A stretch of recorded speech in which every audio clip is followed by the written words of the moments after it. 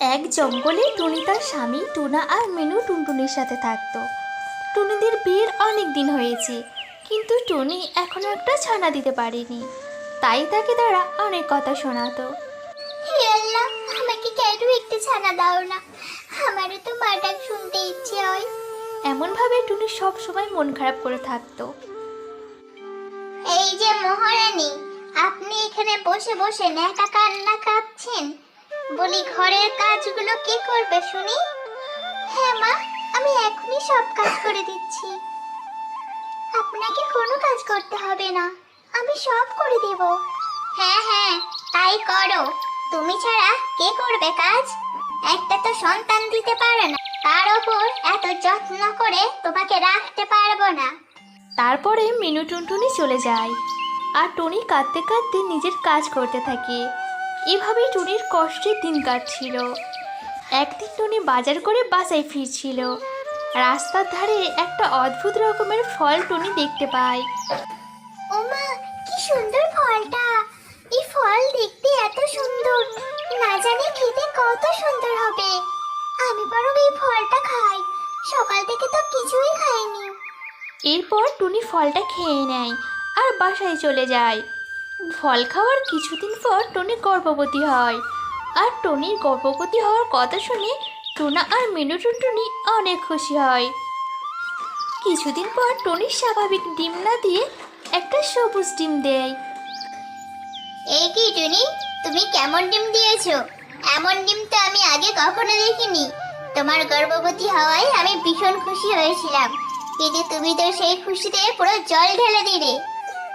হ্যাঁ বাবা, তুই ঠিকই বলেছিস, এ নিশ্চয় অপয়া, না হলে এমন সবুজ ডিম কেন দেবে বল?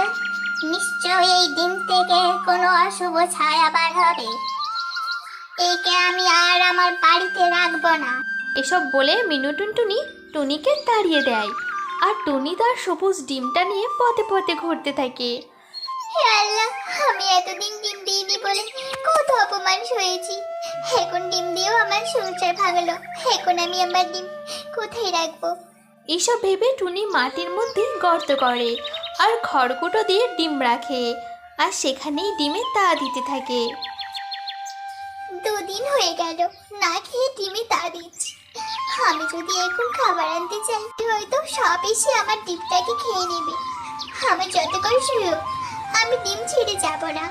এভাবে টুনি ডিমে তা দিতে থাকে। কিছুদিন পর টুনি খুব দুর্বল হয়ে পড়ে। হঠাৎ একদিন টুনির বাসা দিয়ে টুনির বান্ধবী সুখী যাচ্ছিল। তারপরে টুনিকে দেখে সুখী আসে। কি ব্যাপার টুনি, তোমার এমন অবস্থা কেন? আর তুমি তোমার শ্বশুর বাড়িতে নেই কেন? তারপরে টুনি সব কথা সুখীকে বলে, আর সব কথা শুনে সুখী পায়রার বেশ কষ্ট পায়। তুমি চিন্তা করো না টুনি, তুমি ডিমে তা দিতে থাকো, আমি তোমাকে খাবার জোগাড় করে এনে দেব। এরপর থেকে সুখী পায়রা খাবার জোগাড় করে এনে দিত। অবশেষে টুনি ডিম থেকে একটা সবুজ ছানা বেরিয়ে আসে। ও মা গো, সবুজ ডিমে সবুজ ছানা, যেমন সুন্দর দেখতে তেমন তার চেহারা। এরপর সুখী পায়রা চলে যায়, আর টুনি তার ছানাকে নিয়ে সুখে দিন কাটাতে থাকে। একদিন টুনি তার ছানাকে ওড়ানো শেখাচ্ছিল। হঠাৎ বনে কালো ধোঁয়া ভেসে আসতে থাকে। তারপরে টুনি আর টুনটুন ওই দিকে যেতে থাকে। সেখানে গিয়ে দেখে মিনু আর টুনার বাসায় আগুন লেগেছে, আর তারা সাহায্যের জন্য চিৎকার করতে থাকে। আর টুনটুন হাঁ করতেই মুখ থেকে জলের ফোয়ারা বার হয়, আর আগুন নিভে যায়। এই আমি কি দেখেছি? তবে কি আমার টুনটুন শরীরে জাদু শক্তি আছে? তাহলে কি আমার টুনটুন কোনো মায়াবতী? তারপরে টুনা বলে, টুনি, এ তুমি কাকে নিয়ে এসেছো যে আমাদের বাঁচালো? ও আমার সন্তান, যার কারণে আমাকে বাড়ি থেকে তাড়িয়ে দিয়েছিলে তোমরা। এরপর টুনা আর মিনু তাদের ভুল বুঝতে পারে, আর টুনি আর টুনটুনকে আপন করে নেয়। তারপর থেকে টুনি আর টুনটুন তাদের সাথেই তাদের দিন কাটাতে থাকে।